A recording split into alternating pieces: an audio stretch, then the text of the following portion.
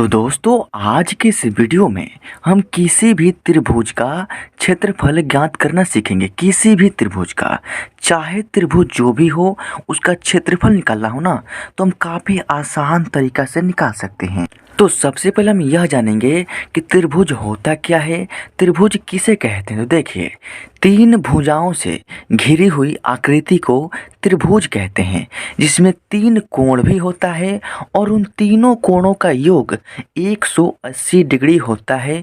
यह भी आपको ध्यान में रखना है। देखिए, त्रिभुज किसे कहते हैं? तीन भुजाओं से घिरी हुई आकृति को त्रिभुज कहते हैं, जिसमें तीन कोण होता है और उन तीनों कोणों का योग 180 डिग्री होता है। जैसे कि मैंने यहाँ पर एक त्रिभुज बनाया है। त्रिभुज को देखें, त्रिभुज क्या है? तो देखिए, ए बी डी ये एक त्रिभुज है, जो कि 1 2 3 तीन भुजाओं से यह आकृति घिर गया है, तो ये एक अलग त्रिभुज हो गया। और देखिए, ए डी सी ये एक अलग त्रिभुज हो गया, चूँकि 1 2 3 इन तीन भुजाओं से यह भी आकृति घिरा हुआ है। अब देखिए, मान लीजिए कि ये एक त्रिभुज हो गया, क्या? A D C. तो इसमें ये एक कोण हो गया, यहाँ पर एक कोण हो गया और यहाँ पर एक कोण हो गया। इन तीन कोण हो गया और इन तीनों कोणों का योग 180 डिग्री होता है। यही मैं आपको समझाने का प्रयास कर रहा हूँ। तो अब देखिए, इस वीडियो में हमको ए बी सी, यहाँ पर देखिए ए बी सी जो त्रिभुज है ना, इसका क्षेत्रफल ज्ञात करना है। यहाँ पर ए से डी तक एक लंब खींचा गया है, जो लंब इस बड़े त्रिभुज को दो अलग अलग त्रिभुज में डिवाइड कर दिया है। एक तो ए बी डी और दूसरा ए सी डी। समझ रहे हैं ना? अब इन दोनों त्रिभुज यानी पूरे त्रिभुज का क्षेत्रफल निकालना है। तो सबसे पहले हमको ए बी डी का क्षेत्रफल निकालना होगा, उसके बाद ए डी सी का निकालेंगे, उसके बाद इन दोनों को जोड़ देंगे और इस पूरे त्रिभुज यानी ए बी सी का क्षेत्रफल निकल जाएगा। तो देखिए, इसमें दिया क्या है? तो इसमें दिया है, देखिए, बी से सी तक की जो दूरी है ना, 8 सेंटीमीटर दिया गया है, यानी यहाँ से यहाँ तक दूरी है 8 सेंटीमीटर। तो देखिए, ये बीचों बीच लंब है, तो यहाँ से यहाँ तक दूरी क्या होगी? तो ये आपका 4 सेंटीमीटर होगा और यहाँ से यहाँ तक दूरी ये आपका 4 सेंटीमीटर होगा। ये भी 4 सेंटीमीटर और ये भी 4 सेंटीमीटर।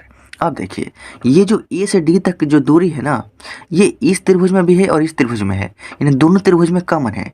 तो ये जो है 12 सेंटीमीटर का है।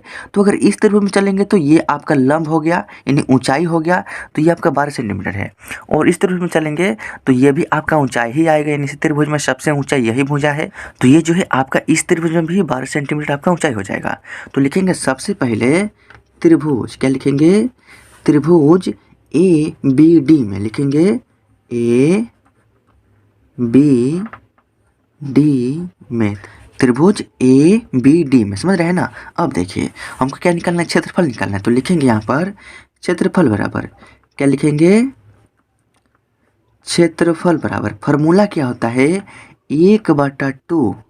यही फार्मूला आपको याद करना है। 1/2 गुने आधार और गुने में ऊंचाई, ये होता है हमारा फार्मूला। समझ रहे हैं ना?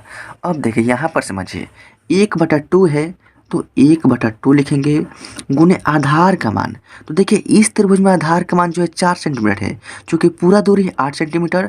और इस त्रिभुज में चलेंगे ना, तो ये जो बी से डी तक की दूरी है, आधार जो है जिस पर त्रिभुज खड़ा है ना, जिसको बेस बोलते हैं इंग्लिश में, यही आपका 4 सेंटीमीटर है। तो आधार का मान हो गया हमारा 4। अब देखिए, गुना में ऊंचाई, तो ऊंचाई जो सीधे लंब होता है ना, यही हमारा ऊंचाई होता है। तो ये हमारा 12 सेंटीमीटर है, तो हम इसमें 12 लिख देंगे। अब यहाँ पर आइए, अब करना क्या है? इस 2 से कटाएंगे 12 को, 2 छक्के 12 6 बार में। अब 1 का गुना करेंगे 4 में तो 4 होगा, और 4 का गुना करेंगे 6 में तो 4 छक्के आपका 24 होगा, और 24 सेंटीमीटर स्क्वायर हो जाएगा। चूँकि क्षेत्रफल है तो सेंटीमीटर स्क्वायर होगा।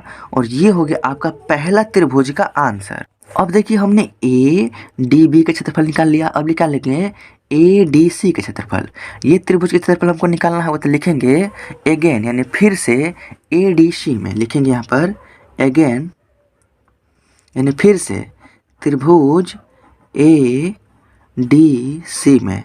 अब इसमें निकालेंगे, क्या निकालेंगे? क्षेत्रफल। तो क्षेत्रफल वाला फॉर्मूला क्या होता है? 1/2 गुना में आधार और गुना में ऊंचाई, ये होता है हमारा फार्मूला। अब देखिए 1/2 है तो 1/2 लिखेंगे, गुना आधार का मान जो है ना हमारा इसमें 4 सेंटीमीटर होगा। देखिए यहाँ पर आधार 4 सेंटीमीटर है और ऊंचाई जो है यही ऊंचाई होगा, क्योंकि दोनों त्रिभुज में ये ऊंचाई कॉमन है। यानी इसमें भी 12 सेंटीमीटर है और यही ऊंचाई जो है इस त्रिभुज में भी है, तो आपका 12 सेंटीमीटर ही होगा। यानी ऊंचाई का मान क्या रहेगा 12 और आधार का मान रहेगा 4। तो यहाँ पर आधार का मान क्या है 4 है और ऊंचाई का मान क्या है 12 है। यानी इसको भी सॉल्व करेंगे तो 2 से 12 कटेगा 6 बार में और 6 का गुणा करेंगे 4 में, तो ये भी आपका 24 सेंटीमीटर स्क्वायर हो जाएगा, जो कि इस ADC का क्षेत्रफल है। अब यहाँ पर समझिए हमको त्रिभुज ABC का क्षेत्रफल ज्ञात करना है और हमने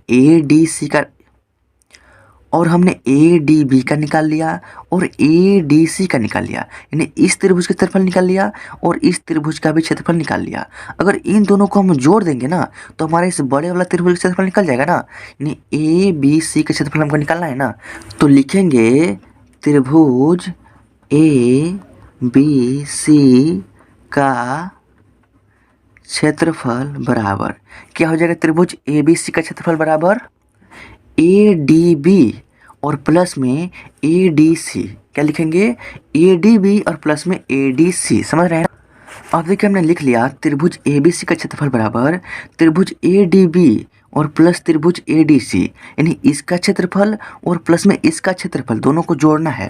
तो देखिए पहले जो त्रिभुज ADB का क्षेत्रफल निकला है ना वह निकला है 24 सेंटीमीटर और दूसरा जो त्रिभुज ADC का क्षेत्रफल निकला है ना वह भी आपका 24 सेंटीमीटर स्क्वायर ही निकला है।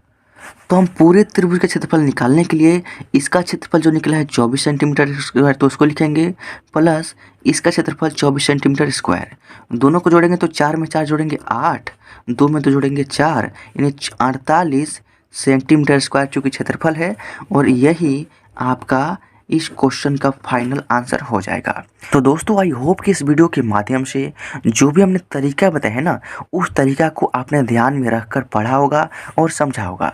तो अगर यह वीडियो अच्छा लगा तो वीडियो को लाइक कर दीजिए और इसी तरह के और भी वीडियो चाहते हैं तो कमेंट कीजिए और इस चैनल पर पहली बार आए हैं तो इस चैनल को सब्सक्राइब जरूर कीजिएगा ताकि आपको नई वीडियोज़ का नोटिफिकेशन आपको मिलता रहे और आपकी जो भी मैथ की तैयारी हमेशा चलती रहे और आपका मैथ काफ़ी स्ट्रॉन्ग हो जाए।